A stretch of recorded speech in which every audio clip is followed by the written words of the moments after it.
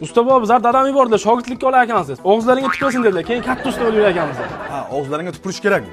Ish qilib asabimga tegib, betlaringga tupurayotgan shogird bo'lmasanglar yaxshi. Ustozing sizga qanaqa muomala qilgan bo'lsa, bizga ham xuddi shunaqa muomala qilavering, usta bobo. Ustozim.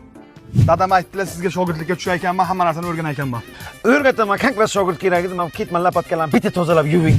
Ha, bo'lmasa ishni boshlanglar, mana shu instrumentlarni yuvib qo'yinglar. Usta bobo, bizga bunaqa mayda-chuyda ishlarni aytmang. Usta bobo, bizga shogirdlik qiladigan ishni ayting. Usta bo, yana nima ish qilish kerak? Mana shundan to'shib, tez to'shib. Hali endi 15 ga kirdim, belim chiqib ketadi buni ko'targancha. Sani yoshingga 4 talab to'shaganman qopdan. Bul. Bo'lmasa ko'tar mana bu qoplarni, u tomonga olib borasizlar. Mani girjam bor aka, usta bobo. Mana ham kirisham bu. Yosh pochalar qayerda? Buncha girija. Boshqa ish ayting, usta bobo. Tövbe qildim. Hozirgi yoshlar girija bilan tug'ilibdimi? Usta bobo, bizga ham pul berasizmi?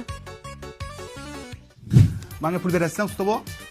Menga qarasam 5 yil pulni o'ylama. Tushundingmi? Ha, 5 yildan keyin berasiz. 5 yildan keyin o'ylashga ruxsat beraman. Yana 5 yildan keyin bir marojni pulni beraman asbingiz. Ha. Ha, mayli. Hozir oldingi zamon emas-ku. Mana sanga. Mana sanga. Bo'lmadi usta bobo, bu ishingiz. Nomardlik qilyapsiz. Pulni teng taqsimlamadingiz-ku. O'zi bugundan ishga kelgan bo'lsang, yana pul so'rayapsanmi? Biz alohida sasaq qilib chiqib ketamiz ukan bilan. Yur uka, ketdik. Kelganing 2 soat bo'ldi, o'zlaring alohida bo'lib ishlaysizlar meni. Ha? O'zi aytdim, betlaringga tupurayotgan shogirdlar bo'lib keldinglar sizlar. Hozirgi yoshlar ishlamasdan turib kelgandan pul so'raydi. Yo'q.